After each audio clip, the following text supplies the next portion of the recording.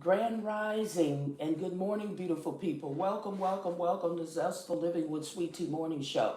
Now, this is where we rise and shine and we start our day on purpose, with purpose, for the purpose of having a good day and a attitude of gratitude. I am your host, Latanja Millhouse, aka Sweet Tea, your number one hype woman. And of course, I am a certified life coach, health coach. And the biggest reminder that today you get another opportunity to live boldly, zestfully, and unapologetically you.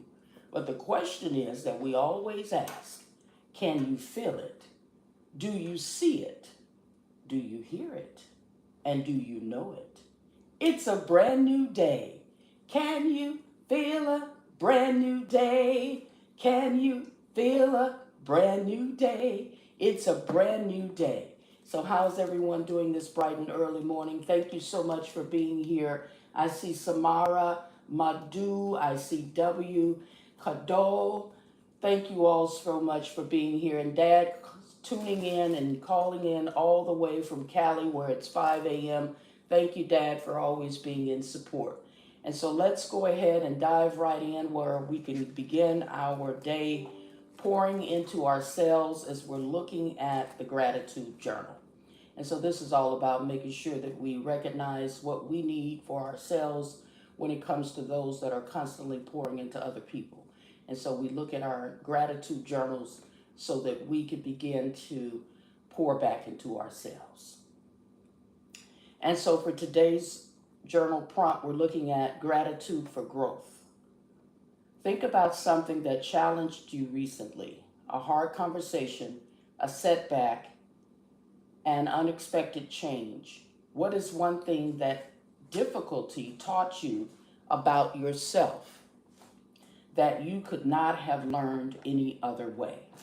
And so this is the sentence to complete. I am grateful for that struggle because it showed me I am the kind of woman who, or I am the kind of man who. Now, if you want to put your comments in the comment section, you can do that as well. So let's go ahead and write in our journals for this gratitude journal prompt. And so something that was challenging for you during the week, something perhaps that was unexpected, a challenging conversation, hard conversation, unexpected change, something that difficulty taught you about yourself. And so I am grateful for that struggle because it showed me I am the kind of woman who. So let's write about that now.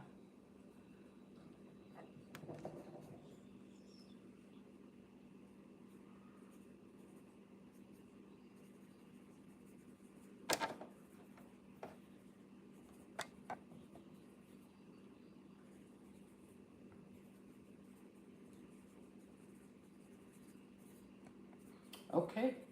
So I have written mine, and it's a good thing to be able to recognize who we are and what we do, our strengths that we show up with each and every day, that we rise and shine. So it's always good to recognize some of the things that you do in your life that this is going to help you to identify what that is so that we can stay focused on what we actually provide for ourselves, as many of us are very critical of ourselves. We're very hard on ourselves. So this particular journal prompt is going to help us to recognize what we really do for ourselves. And so once again, think about something that challenged you recently, a hard conversation, a setback, an unexpected change. What is one thing that difficulty taught you about yourself that you could not have learned any other way?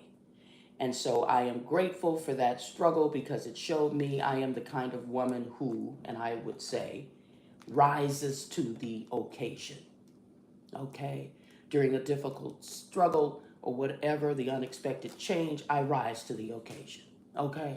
And so if I want to go ahead and toot my own horn, as my mom would say, give myself a pat on the back for rising to the occasion, no matter what the circumstance, no matter what the situation, we know that there are better days and things are always working out in our favor, as it says, for the good of those that love the Lord. And so we know that this is Monday. Osha Cerese joins us on Monday. And so are you ready, Asha? Welcome, welcome, welcome to the Monday segment of Zestful Living with Sweet Tea. And so it's so good to see you there as always. And so can we adjust, of course, to make sure that you're on the Facebook Grand Live. Rise. I look like I just got blown in. My hair is doing its own thing today. How are you today? I'm doing pretty good. It just seemed like I'm a little bitty person there on the live with you. There you go. And so that's what we do on a Monday. Thank you all for the patience as we normally are here at the top of the hour, but of course, all of the adjustments that goes in anything, you show up ready and willing and able. And so once again, welcome each and every one of you all for being here today. And so this is what we do. Asha, have we come up with a Monday song as of yet? We have ready? not. I said before the end of the month, we'll have a jingle for y'all. Let me see. That doesn't look sideways. Okay. Let me adjust my hair, y'all. It just decided to go every which way. Every which way. And so we know about those things that challenge us, setbacks and difficult times and things of that nature. Mm-hmm. Is there anything in particular, Asha, that helps you to recognize yourself in terms of anything that has challenged you? And what is it that you can finish if you'd like to share? I am grateful for that struggle because it showed me I am the kind of woman who. I think every struggle that I've overcome or gone through, it shows me that I'm the kind of woman that can get through tough times, that can overcome some things that, were sent to discourage me or, have me in a dark space or whatever. I've been able to get through it with God and resilience and faith and just knowledge of self and tools that I have cultivated over the years. So that's awesome. Yeah. That's awesome. And so you can get through. I don't want to go through anything. I'm not calling for anything. Right. And that is a really good foundational base to be able to have in terms of the resilience, faith, and all of those things, because no weapon formed against us shall prosper. And so we know that because that's how we're built. That resilience for me is something that gives me the strength and the confidence to maintain anything that I will do or go through, perhaps the same way, Asha. I like the way that you answered that because it makes a big difference on how we make adjustments in our own lives. And so that's something that I talk about all through the week in terms of some of the ways that many of the women that I am looking into assisting during my workshops, that they don't know how to pour back into themselves. They don't know how to prioritize themselves. They don't know how to put their needs first. And so that's something that I do on a day-to-day basis. Is there anything in particular you wanted to bring up for today on our Monday segment? Well, we normally would talk about our weekend. So this Friday, I had Cowboy Cupid MVP event. If you all are in the Atlanta area, I do have a collaborative event series that I do with Latrice Monet. She's L Monet 444 on social media, of Original Cowboy Club. We have an event called Cowboy Cupid. Can you wipe the screen? And we had our event Cowboy Cupid MVP this past Friday. No, ma'am. Oh, that's that part. Okay, just make sure y'all can see us clearly. And it was nice. We had a sports theme at Varner's restaurant and tavern in Smyrna, and we had some games. We had some great vibes. We did some speed dating, and it was really nice. And I'm really excited for the next one. Stay tuned. Yes. What did you think of the event? You were there. Still trying to get my little words in. Get it out. Girl. Rise and shine. Right. Wake up. Right. Can you feel a brand new day? And so I thought it was an excellent event, and it's always good to see everything unfold as Asha's in her element hosting. She has a bubbly personality. She actually goes around and hosts, Do at, sometimes. And so it was really a great time to see the men and the women enjoying themselves playing games because sometimes people can be stuffy. And so when you have an atmosphere where you can play, I think that's probably what's missing with a lot of adults.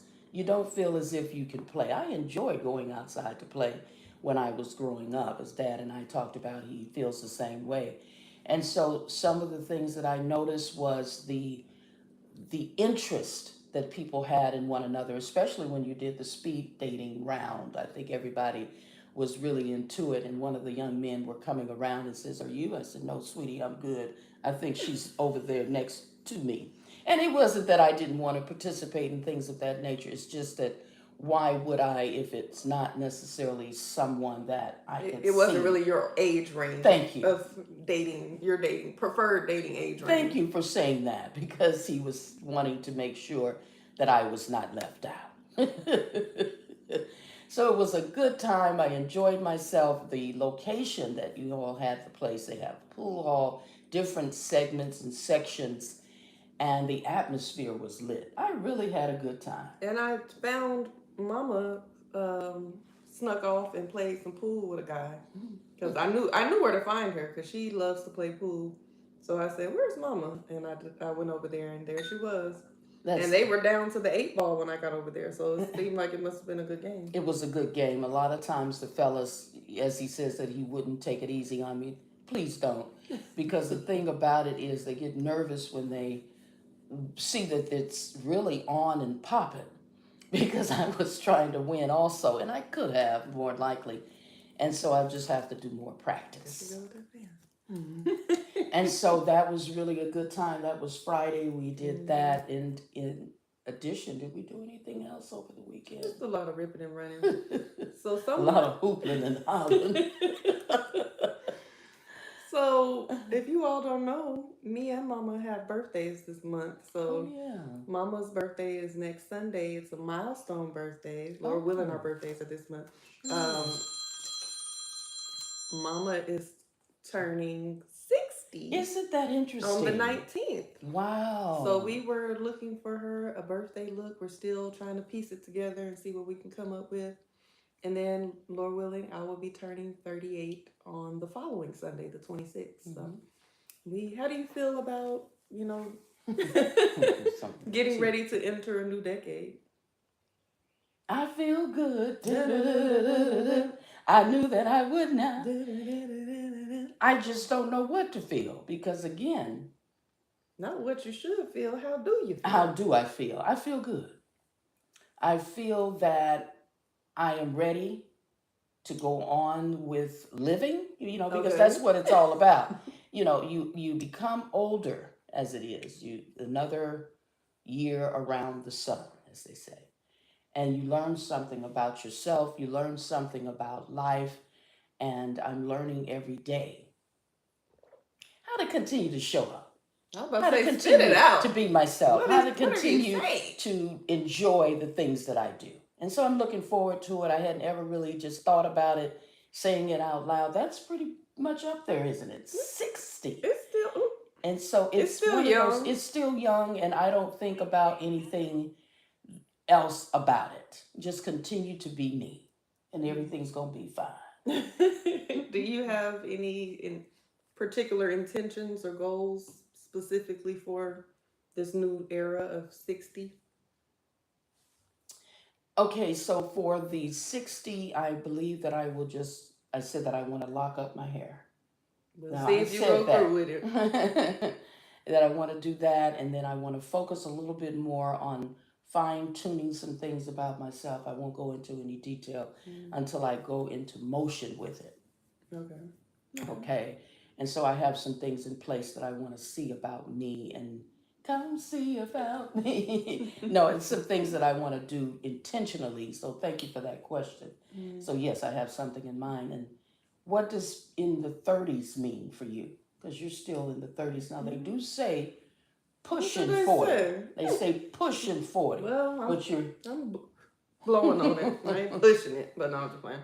Um, there are some things that I would like to, it would be nice to accomplish before I turn 40, which is, in 2 years and what, 9 days. Mhm. Um, I would like to, you know, see my businesses be successful, flourish. Hopefully, within this year, that I will be able to see my businesses become very successful because this year has been rough when it comes to business. Really, really rough. I know the economy that we're in affects a multitude of people. Some people are flourishing in this economy. It has affected my business tremendously. So I definitely want to see that come into success and just be successful overall, financially free. Have certain other things that I don't have to go into to get those, in a good position. I would, I would like to be partnered, possibly married prior to 40. So who's ever my love, you gotta put a move on it because I also I would like to have at least one child before I turn 40. So, you know,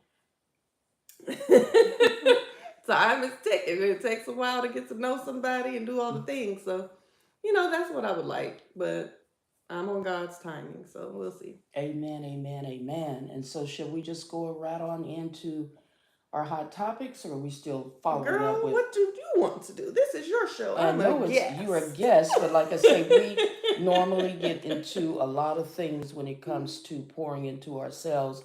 And one of the questions that comes up is how do you prioritize and balance work, family, and self care? For a lot of women and mothers, they find that really difficult because, again, you're giving all of your time to everybody else, and you don't necessarily have any time to prioritize yourself. A lot of women, and this is the area that I talk about, they feel guilt.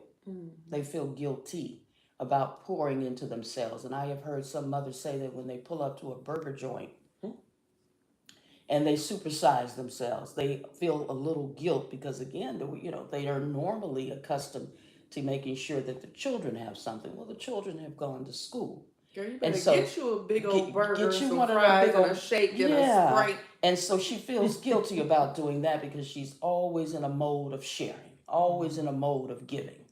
And so, how do you balance work, family, and self care? And so, that's some of the things that we talk about in this space as far as prioritizing yourself. And I call it the ABCs as far as what you can do. And the first thing is the awareness of it. And so, as long as you're aware of whatever it is that you need, it's going to help you to be able to do something about it. Because many people are just going on autopilot, they don't think about it. And so it's something that they do, they're accustomed to it. And once again, the awareness of a thing helps you to know that this is actually happening. Well, I did feel guilty about having that supersized, and I didn't get anything for my children, for later. They'll be okay, sweetie. They're feeding them at school. And they don't have to know that you had you a little, fast food or, whatever. They don't, but that's a part of the guilt. She knows, and she's holding on to that. Well, I feel a way, what about my children? And that, of course, is a part of you because the children are here forever. Forever, ever? Forever, in terms of being a parent. They're always going to be a part of your life. And we, of course, recognize those that aren't here as it is when you lose someone. And so, our condolences, of course, to my family who has lost some loved ones in our lives. And so the thing that we also say with the ABCs is the breathing techniques. And so you want to be able to sit still, practice on your breathing when it comes to giving yourself a time to be able to pause, meditate. And so all of this is going to help you to have the centering that you need when it comes to having the balance. And so that's something that many people do not do. Of course, you're breathing, But when it comes to the repetition of a thing and when it comes to learning the different techniques, and you can find what works best for you. There's a 5 minute meditation that I do um, from time to time, usually mostly every morning, but it's going to help you. And so that's going to be okay for me to look at. And so, what was we are going to be doing? Yes. And so, that's another thing that we're looking at the breathing techniques. And you can do one with me now. Breathe in through the nose, hold for 5 seconds, and then breathe out through the mouth. So, breathe in through the nose, expand your chest, and breathe out through the mouth. And so you want to be able to do that to calm your nervous system and to regulate your nervous system is going to be really important. And then the C is the calmness, to be able to relax in the moment. And that's another thing to be able to do, to relax in the moment, to accept the moment as it is. So many of the mothers and wives and those that are constantly pouring into other people, the caregivers, they feel guilty just about resting. They feel guilty about giving themselves a pause in order to replenish themselves. And of course, if you're running on empty and you feel that no one recognizes that you give so much, and you begin to be annoyed, frustrated, and a lot of anxiety and things builds up, is because your cup is empty. You're depleted, defeated, drained, and or depressed. And so that's some of the things that happens. So the ABCs, of course, is the awareness, the breathing techniques, and the calmness. And so this is going to help you to release yourself from any of the negative self-talk. And Asha, you know that that's something that we all do as a critic. They say that there's something sitting here on the left, well, this is the right, and something sitting over there on the left that wants to knock you down off of your feel-good moment. And I always say that when we rise and shine, there's an entity that also says, good morning, heartache. Something that does not want you to have a good day. Are you happy today? You better rebuke that thing. Sounds creepy. It sounds creepy. It's a negative self-talk, and we can be our own worst critic. And so reflect on the things that you need to learn from, as we did on today's journal prompt. Being grateful and having the gratitude for growth. And so we're looking at, for our gratitude journal today, something that you got through, an unexpected change and things of that nature that you're happy about who you are and how that has helped you to recognize some of the things that you do when you show up. And so when you do all of that, then you can reset, begin to see your value, and then, of course, looking at the me time. And so that's going to be vitally important. And that brings us back to making sure that we pour back into ourselves. That me time, that alone time. As I have recently made a prayer closet. Mm-hmm. And so a lot of women are doing that. She has a she shed.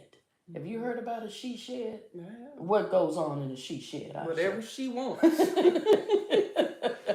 I think it initially started out as like crafting rooms for women that like to craft and create and even, use those machines that cut wood and whatever they be doing. I don't know. I'm not handy like that. But I think it initially started out as craft rooms, and then it has evolved into spaces that women just have for themselves. I've seen a woman transform, I think it was like a pool house, or it might have been a shed in their backyard, as she has like a space where she does yoga. I think she has a mirrored wall. She has, a little bit of workout equipment in there. And it's just her space to get away from her partner and her children.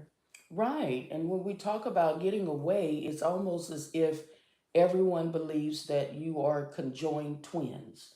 Where he goes, you go. Where she wants to go, you want to go. There is nothing wrong with having an individual personality in a full-blown relationship. And so many people lose themselves in relationships. They start to look alike because, again, you're around someone all of the time. And so you begin to look alike. And that's not a bad thing, because that DNA is a real thing when you are swapping soul ties. But again, have your own ideas and interests. And many of the fellas, I understand they have the man cave. Now she wants to go in there with him. Leave that man alone and let him watch his games and fart in peace. She want to go in there in the man cave with him with her pom poms, during game night and what have you. Maybe that is something, and Dad brought it to my attention that he doesn't necessarily want to sit and enjoy the game alone. And so for me, let him invite you into his man cave. Don't just be coming down there with your popcorn and your problems. let him have his space unless he invites you in there. Because sometimes, men, just as much as we as women, we're humans, all humans. People need places and spaces and opportunities to be able to decompress. That's it. You're always, whether you work or you have a career or a business, you have clients, you have customers, you have all these different things, people, places, things, and all this energy that you're consuming and absorbing all day long. You might have your children, you got other family members, you got friends, you have just all this stimuli all the time. Right. And then when do you get an opportunity to just breathe and be in your own energy? So I think everybody should be allowed to have that time and space. And if a man has cultivated their own space where they have their loungers, their chairs, their recliners, their TVs, right, or whatever it is that they got down there, and they want to just be, as long as they're not just escaping and they're there all the time and they're neglecting their responsibilities. Right. They're not pouring into their relationship. They're not taking care of their kids. They're not contributing to the household. As long as everything is taken care of, leave him alone if he wants to be down there in his man cave. And then the same for her. If she wants to be in her she shed or her craft room or her yoga room or whatever she has just for her, allow her to be in there in her own energy and take care of everything else. If the kids is hollering, hooping and hollering, and the phone is ringing, and the kitchen need to be clean. Allow her. If she's in that room with the door closed, leave her alone. Leave her alone. And that's something that I've also say on this particular platform, Osha Cerese, is that many women don't see men as people. Okay, just like the children don't see their mothers as people and their fathers. Women see men as someone that's supposed to go out there and work like a Jamaican, 3 or 4 jobs, to be able to put the time in and the work in. And then when it comes to him having feelings, she is appalled that he actually has feelings, because many women feel and have heard that men are emotionally unavailable. It's not that he's not emotionally unavailable, ma'am. He needs to decompress. He just got off Some of work. them are emotionally unavailable. They're unattached to the fact of knowing that they should be present in the relationship with you. They have checked out. They better check back in. Yeah, some of them are emotionally unavailable. Not all of them. Some of them are just irritated. Get out of their face sometimes. But yeah, I think it goes both ways. I think some women do view men as just their roles, as you protect, provide, and just handle business, and they're not really looking at them as a human being with emotions and feelings and needs, right, and weaknesses or whatever, human. This is whatever human attribute that you can tie to a man. It's just like, oh, he's got it, he's good, he can handle it. But then on the flip side, there's some men that don't look at women as as a human being. You just look at her as something that can serve you, serve your needs. Yeah. Oh my, as an object. Yeah, something that fulfills your needs in all areas. Goodness. Something that goes in there and cooks, cleans, takes care of the kids. Something? What is she in there doing? She taking care of business, and he does not give her any affection. Grand Risings, Miss Mosey. And he does not give her any affection. It's just the same thing as Be Happy on the Mary J. Blige flick that I watched. Her husband wasn't giving her any attention because he felt that he was working on the car. He says, I go out here and provide for you. She said, it's a little bit more than that. And she was standing there in her sexy lingerie, and he did not even look up and pay her any attention. I was thinking the other day, because we've had a couple of neighbors over the years, male neighbors, that I noticed they're always outside working on their cars, all time of night and everything. I remember one of our old neighbors, he would be outside in the middle, like literally, you remember they lived across the street and they had the, I think it was that house that the lady had let the dog run out that time. He would be always in the driveway. Which location was it? Which house? The Vaughn house? No, I'm talking about the house here in Georgia. Oh yeah, I'm talking always. about across the street.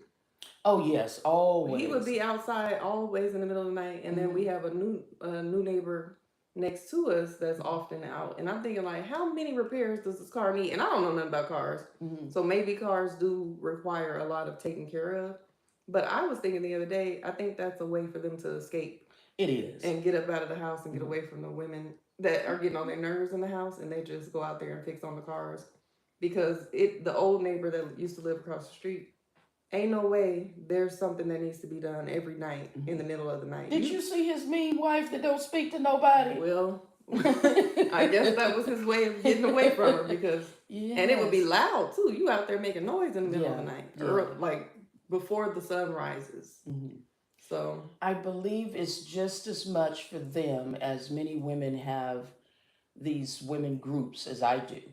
And of course, do you have your separate friendships outside of your marriages? Is it something, as many married women don't feel as if single women should be a part of their friendships? Because a single woman, maybe for a man, may indicate that the woman is on the prowl, but married women can have and do have single friends. yeah, Is there an issue with that?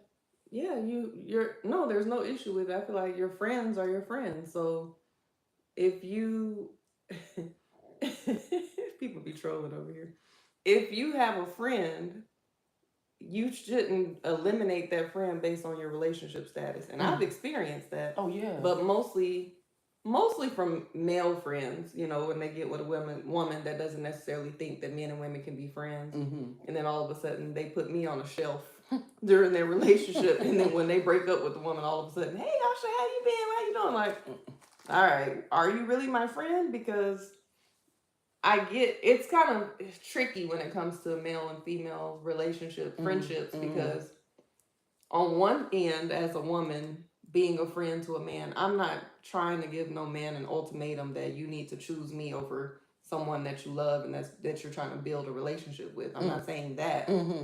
But it's also like, did you explain or defend the friendship to help your partner understand that this ain't that?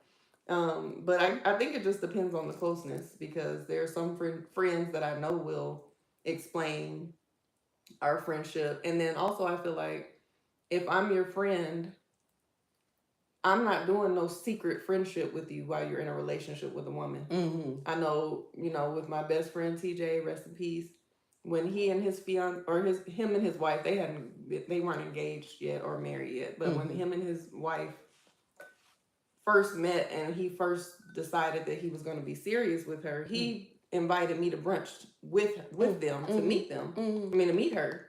And so that she could be around us to see that this ain't that. We're literally friends. Like, this is my brother.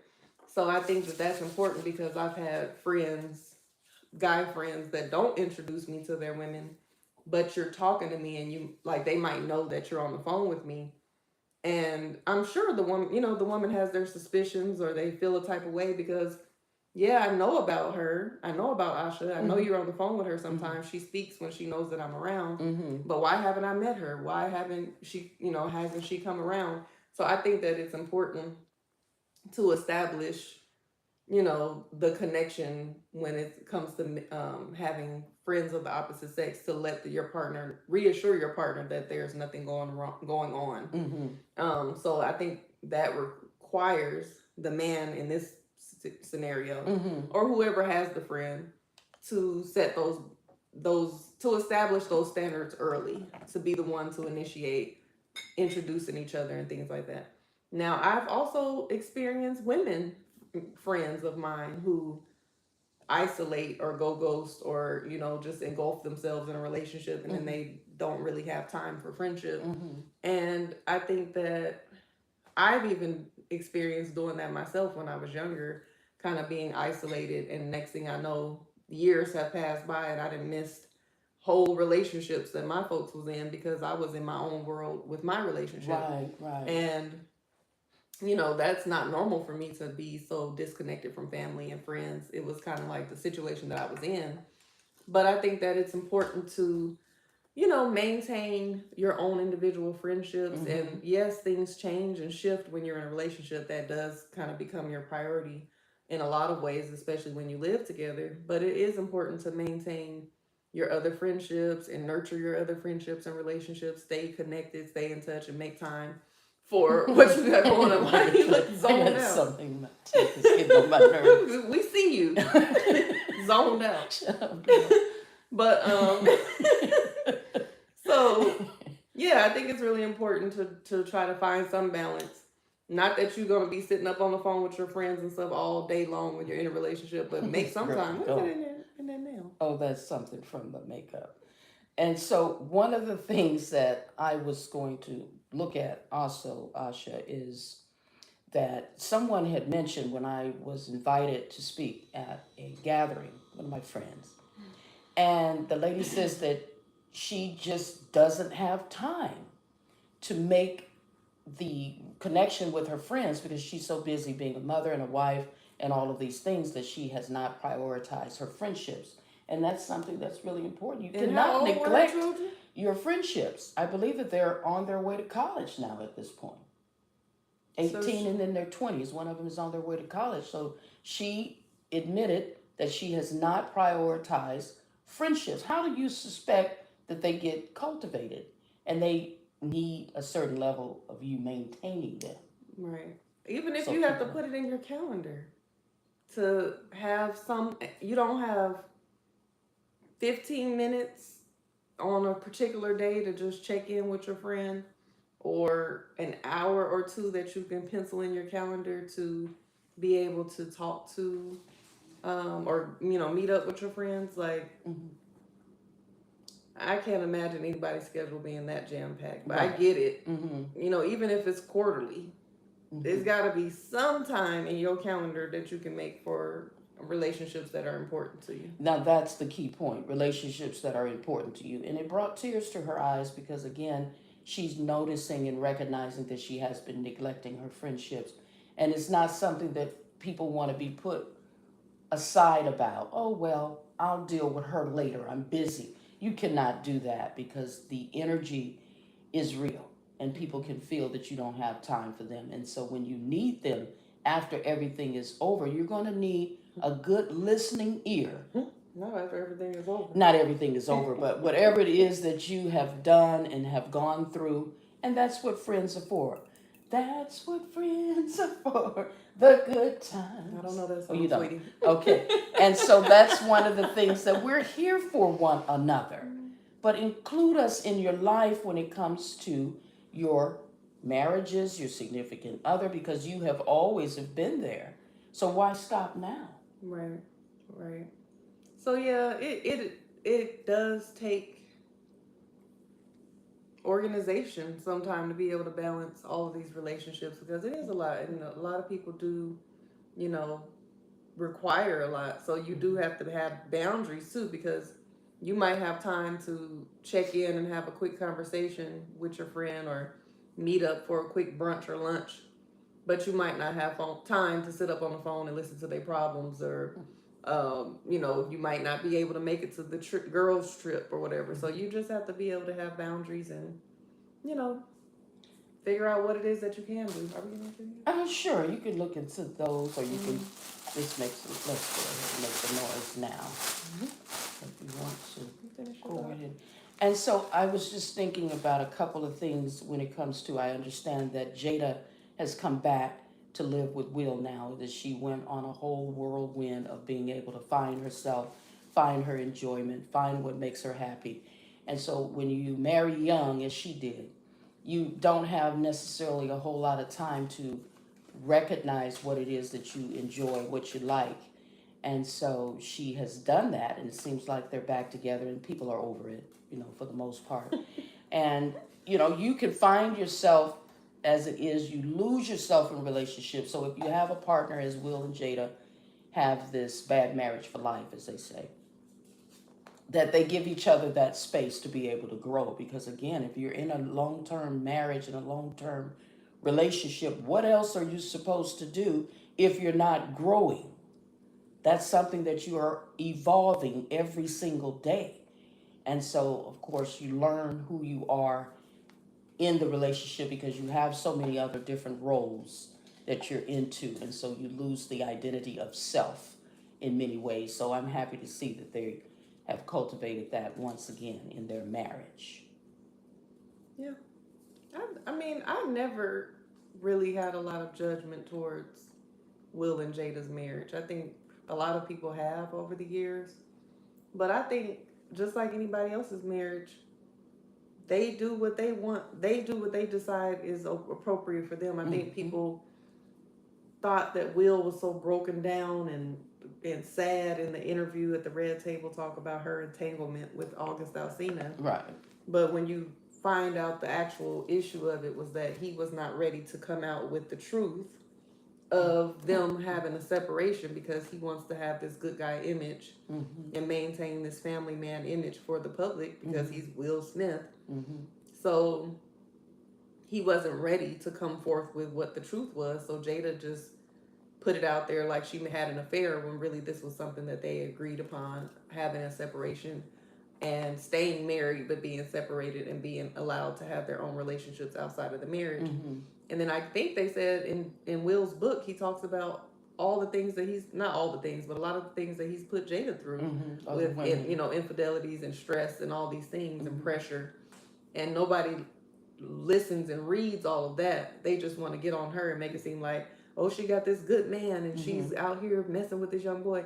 My only issue with her and messing with August Alsina is that he was young and impressionable and her son's friend, and he was going through his own issues with his mother, and I felt like that made him vulnerable.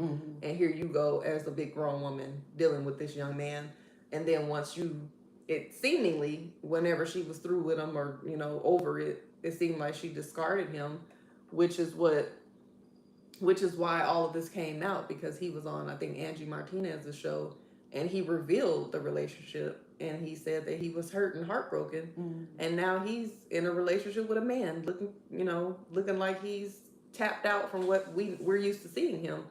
So it just seemed like whatever he went through, the heartbreak of dealing with her and then not having access to her anymore, really broke him down. So that's my issue with it. Outside of that, whatever they do, I like Will and Jada together. I think their kids are cool. I like the fact that they're individuals, that they have their own style, their own, aesthetic, and they do music, and they're good.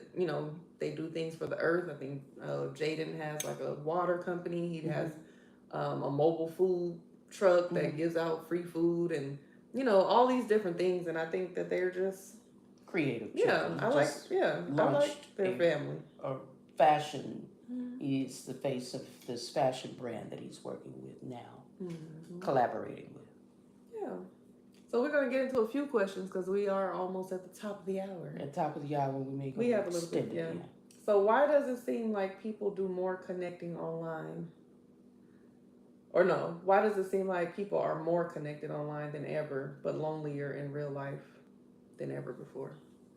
Because it's all make-believe, and we know we all show up here, as they say, social media, TV, and you can become whoever you want to be, because this is the image that you're projecting. Not so much that Sweet Tea is doing this, because this is me all the time, right, Osha? You're looking like, not all the time, you talk too fast. She's extra proper. Yeah. No, but this is you all the time. Like, you are, proper and polished and prim. Really? But then sometimes, that country, Alabama comes out a little bit. But what song is that, Mom? That's Beyonce. You put that Creole with that. So, this is you. This is side of you. Yes, but some people are in this make-believe world, and I believe that they call that catfishing. That you see someone online and you meet someone online, and I believe somebody had a television show where they will actually go and scout out these people that say that they were one thing, and when they showed up, baby, what is the biggest fish in the sea? They showed up and met a whale, no pun intended. And so they didn't get the catfish, they got a whale. And so you cannot do that to people.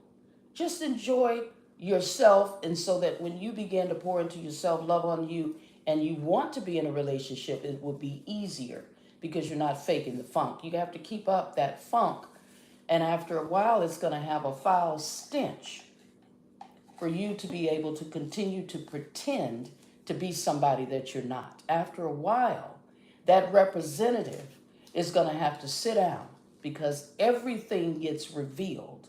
Asha, I believe what happens is when they move in with someone, you'll begin to see all of these layers peel off.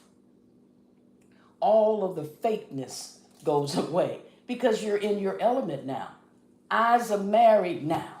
And so for many, they don't have to keep themselves up. They don't have to comb their hair and different things of that nature. He lets himself go. The beer belly gets larger and larger.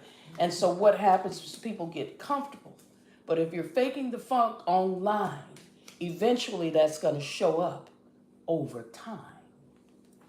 All right, Ron. I know.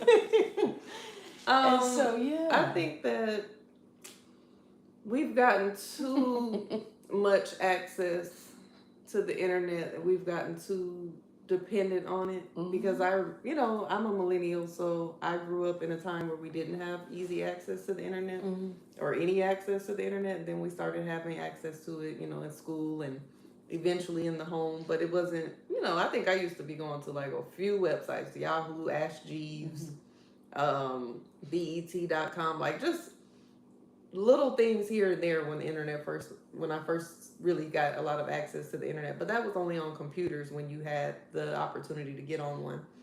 But baby, when they made them smartphones. Oh, smartphone. I believe I had my first smartphone like in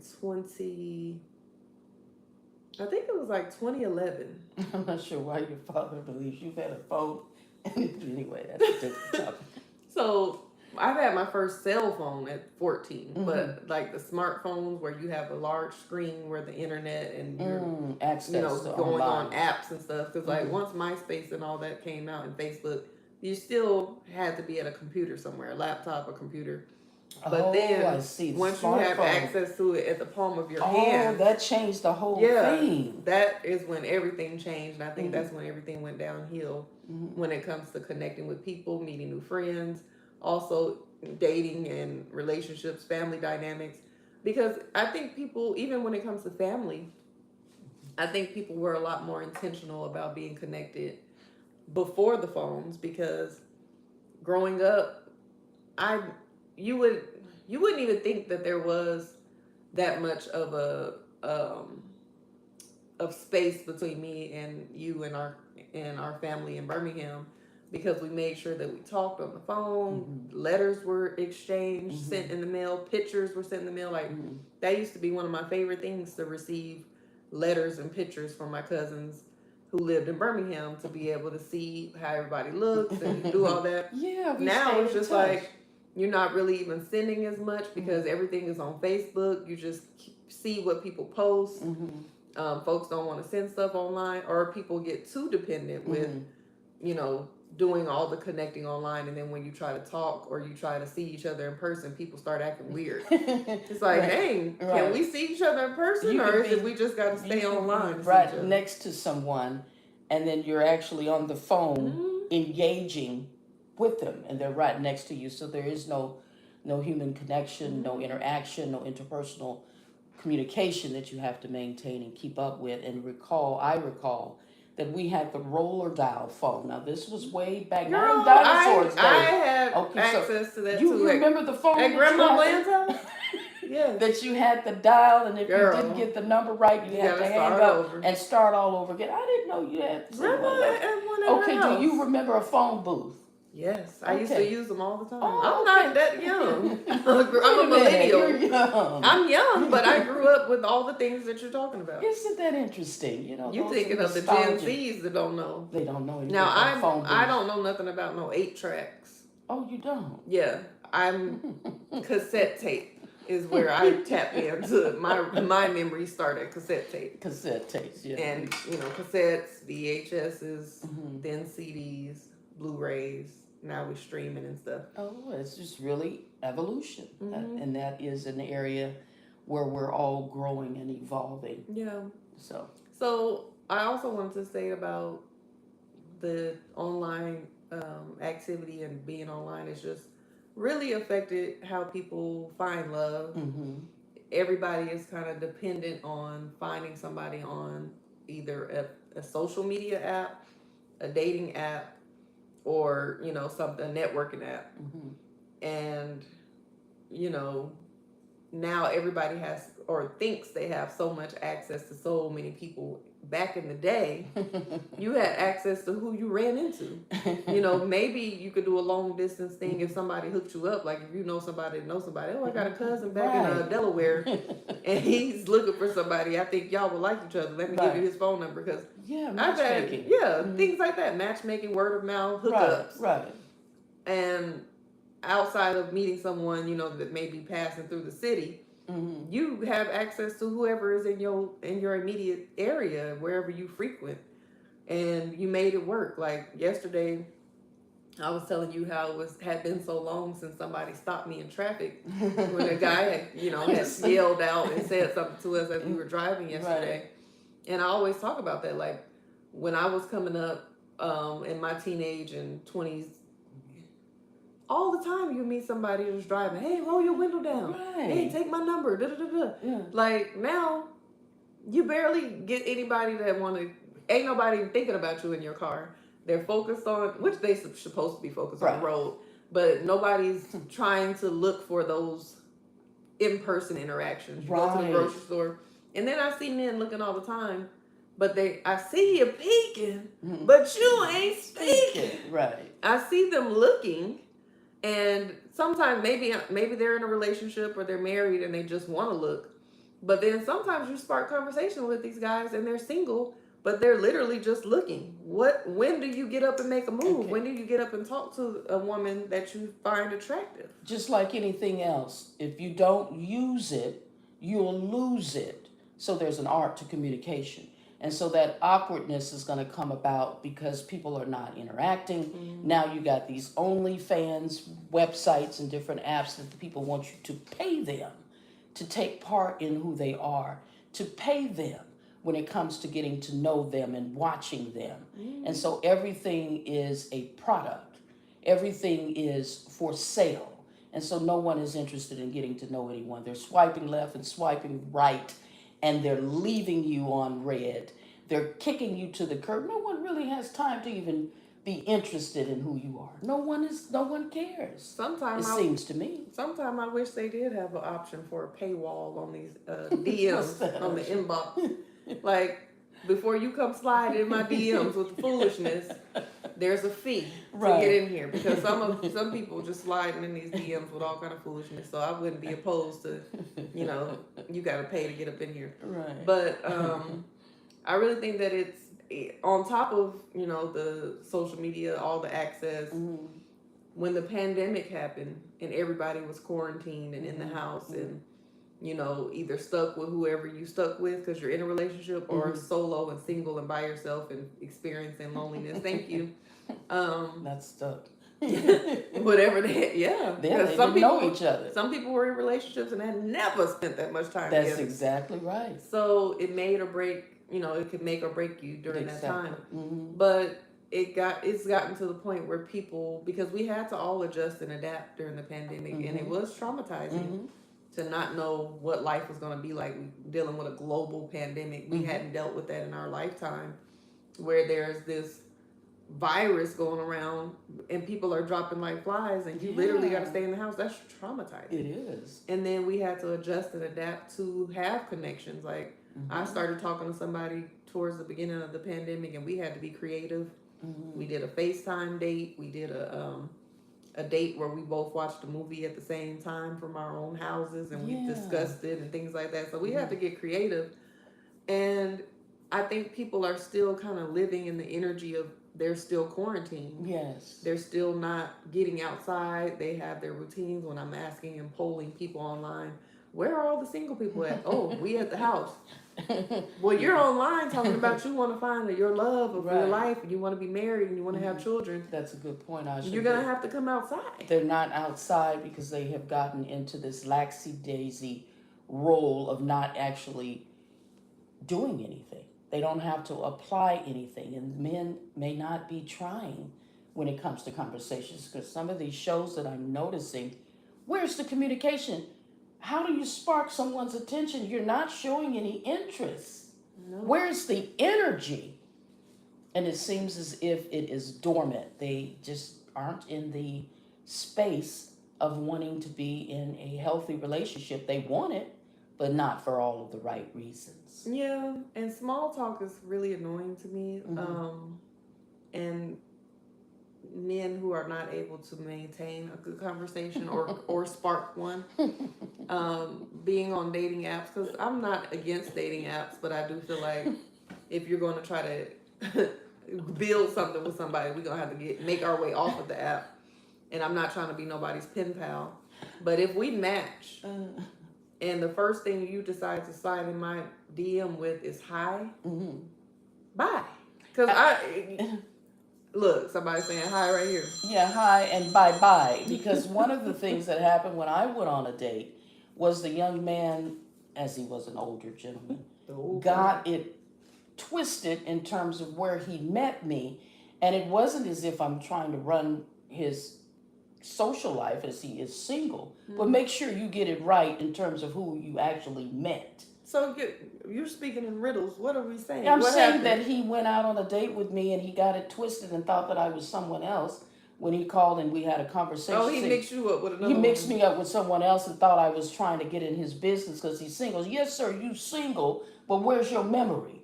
That ain't me that you describing. So again, I'm not into all of this things that goes on with all of the faking and perpetrating. You know, I don't have a problem with having a good time. It's just some people don't know how to date. Yeah, and I think there's nothing wrong with dating multiple people. Not at all. But like you said, if you're not keeping your facts straight, because I have a friend who, is considering having a roster or whatever of, because we're supposed to date multiple men, so they say, or multiple people, whoever you date.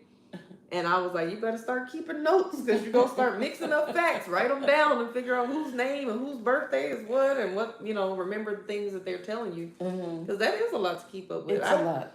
I think back in my younger days, I think that I might have had more opportunities of dating more than one guy at the same time. But it wasn't just like, oh, I'm going on a date on Monday night and then I'm going on a date Thursday afternoon and all that. It was just kind of like, you're talking to a couple of guys, so it wasn't that hard to keep up with, who said what. But I haven't really experienced just having a roster because it's already a little challenging to meet one person that you like.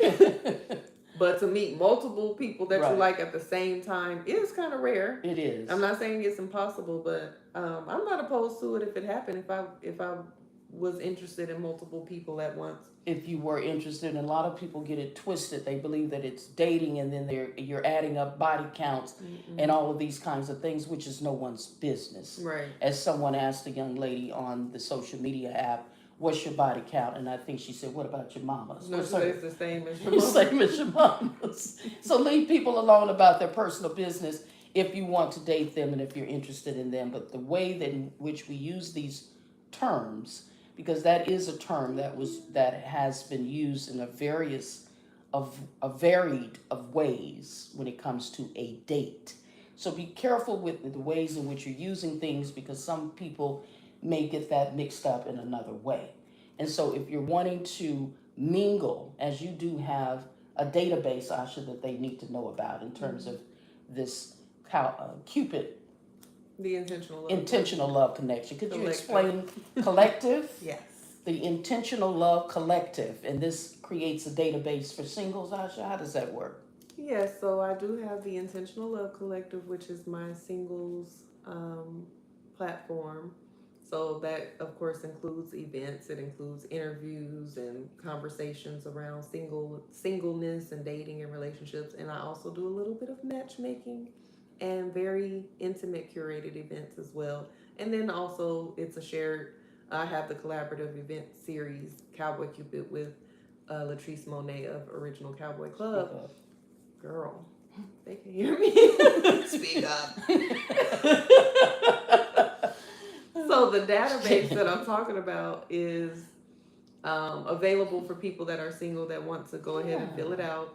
And they have, there's a list of questions that allows me to match you with people who have shared interests, preferences, and desires. Mhm. So go on there. It's a growing database, and it doesn't matter where you live. I have people there that are actually international. So people who are open to dating internationally, or if I'm have multiple people in the same area Mhm. that match up, I will connect you. And I'm getting ready to start doing something else. Stay tuned. But those that are on that database will have the opportunity to have some shine on them. I also wanted to mention that that's why we're doing the in-person events, to get people off the apps and get people back in person with each other, and to have it a curated space so that you don't have to have all the pressure on you of having to make the first move or having to spark up a conversation, since for whatever reason that's intimidating these days.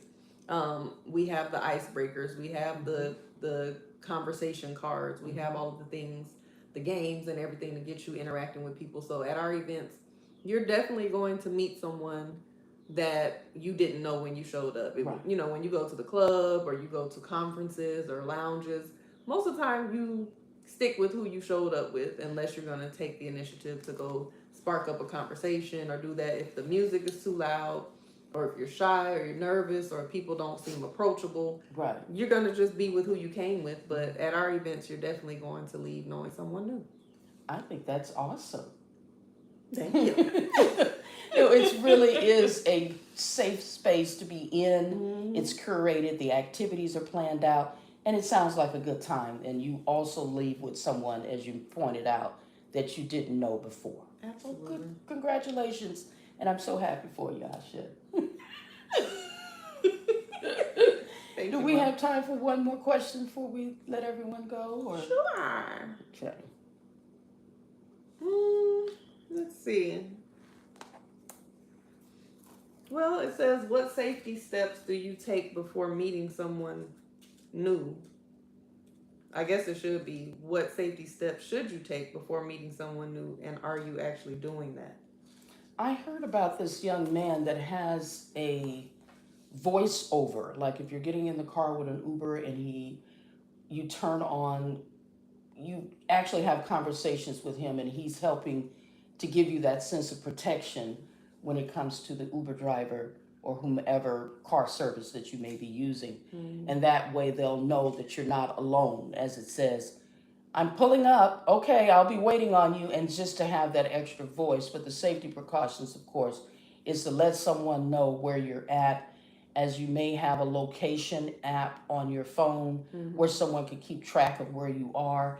Make sure that you're giving them the names and all of the things that you're showing up with on these particular dates. Let someone know where you're going. Let someone know who you're with. And that's a safety precaution, in my opinion. Are you doing that? No, of course not. Yes, I am actually. I let you know because I have again, your location. yeah, you have my location, so and I have yours. So I do share location. If I am going out with anyone, I share a picture of what they look like, their name, and of course my where we're going, and then also my location is shared as well. And then if I'm getting in the car with somebody, then I'm taking a picture of their license plate.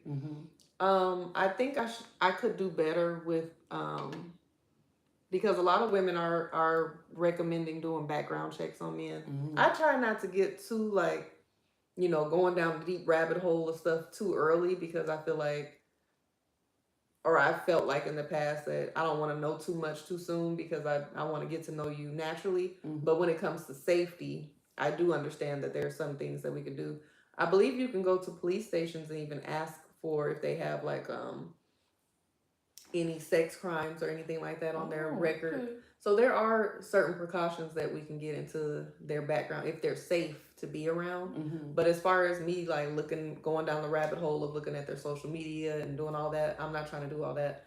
But I could do better when it comes to background checks. But for now, locations, sharing the name and everything, and also vetting. I think that's important too.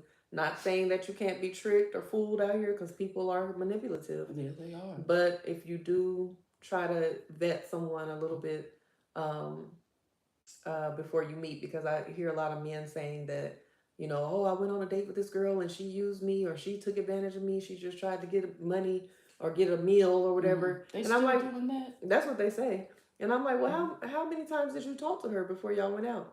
Well, I don't try to do too much talking. I just want to get out. Well, maybe if you would have talked to her a couple of times, you would have found out whether she even liked you or not. Yes, they're not And, spending that time getting to know instead each of other. getting used for a meal, Mm-hmm. because I don't most women are not out here trying to just sit across the table from somebody they don't like to get a meal. And if they are, that should be detectable based on the amount of energy she's putting into getting to know you prior to the date. But I think that I think that's important, and I think, yeah, just letting somebody know where you at and I where you think going. so. I think so. It's a safety precaution. And it seems that, Asha, that we have gone far more than an hour, which of course we Well, want. we started a little late. We did. We want to be able to do that to give them the complete hour. Is there anything that you'd like to update anyone on? Anything that you're working on within the rest of the month? We do have the birthdays coming, Lord will. And so, is there anything else you want to share before we close out for the day? Yes. So, if you would like to connect with me, I am Osha Cerese on all platforms. That's OSHACERESE. That's on Instagram, TikTok, Facebook, and YouTube. Um, and all of my platforms have my bio with my link to connect with me as a life coach, dream doula, content strategist. I can support you on birthing the life, love, and business you desire. That is stan.store/Asha Cerise. Again, that's OSHACERESE. And let me support you. And you will be glad that you did, as it is a testament for all of the due diligence that Asha puts in with her work. What you see is what you get. She is a loving person and is an excellent listener. I've been actually receiving advice from her since she was between 3 and 5 years old. Sound advice. And so you do want to be able to check her out on all of her social media platforms. And once again, you'll be glad that you did. What you got going on? I What you offering? Also, I have my books that are available there in my stand store, The Lady Academy, a guided interactive journal on becoming a lady, which also is a journal that you would be able to answer some of these prompt questions. It's really is the little engine that could type of book that you will find a great deal of things that is going to help you to grow as you uncover some of the things that you have gone through in your life as a lady that you want to be mindful of how you're showing up in life. And my platform when it comes to the Lady Academy workshop is not teaching you any kind of etiquette per se about how to be a lady. You show up as you are and you define that for yourself. And so this is going to help us to uncover some of the areas that we need to heal in our lives when it comes to the father wounds, mother wounds, abandonment issues, and all of these things that we work through because ultimately we want to be better for ourselves so that we can be better for those that are in our lives. We want to show up healed, available, and present. And then also, I have a book called A Sip of Tea 101 Spiritual Reflections to Reconnect, Represent, and Recognize the Dear Good Man in You. And this is also a book that has 101 of these little passages, I call them, with an area for them to write in terms of whatever may come up for them. And I have that. I have my Zest for Life Social Club and Support Group. It's a private Facebook page where we can have more intimate conversation when it comes to some of the things as us as ladies and mothers and those that pour into other people do when it comes to wanting the privacy. We will have our Zoom calls and things of that nature. I would have to actually put the dates on my calendar so that they'll be aware of how they can join for the different activities, as well as the Zest for Life Social Club and Support Group meetups. And so all of this will come about. I will update you all with dates and things of that nature because that's, again, some of the things that I'm working on and that I do. And so there you have it. And all the Zest for Life meetups that we've had and the Lady Academy workshops have been really amazing. They've been life changing. They've been supportive. It's sisterhood. It's healing. It's fun. It's zestful. And it's really nice. Well, thank you so much, Asha, and you're normally there being a part of everything as well. And so we want to thank you all for tuning in and joining in. Thank you, Dad. We'll talk later. And I certainly do appreciate you all. Asha, do you have any words of encouragement that you can leave us with today? Let's see. What did we talk about today? Where were we mainly? Oh, my word of the day, or my word of encouragement of the day is to find ways to reconnect with humans in real life. Right. Find a way to connect with either a friend, a person that you want to, just get to know, or just get outside and touch grass yourself, because I think we spending a little bit too much time inside. Do a phone detox sometimes, even if it's just, for the first few hours of when you wake up, not touching your phone and not getting directly on the app scrolling. And I could do better with this as well. I noticed that my day is totally different when I start off my day with prayer and meditation and journaling and just getting some things done before I hop on my phone. If I get on my phone as soon as I get up, that's going to be the tone of my day, is scrolling and just having too much screen time. So, get outside and meet some people in real life, and maybe, join an event or go to an event that maybe is out of your comfort zone. Because even with the Cowboy Cupid events and different events that I have with the Intentional Love Collective, men have been the toughest crowd when it comes to coming out to events that are designed for singles. They have this, mindset that maybe it's desperate or they're not lacking in their love life, so they don't need to come to these events. But it's like, you're still single, you're still desiring love. Try something different. Try something out of your comfort zone. You might like it, because every man who has had fear or a negative idea of a singles event, once they come, they have a totally different experience than they thought, and they really enjoy it. So try something new. That sounds good to me, Asha. And give yourself some grace today and have a good day on purpose. Thank you all. Have a great Monday and a great week. Talk to y'all later. Thank you, Dad. Girl, you already ended it. Girl. Thank y'all. And this X here. Have a good one, y'all.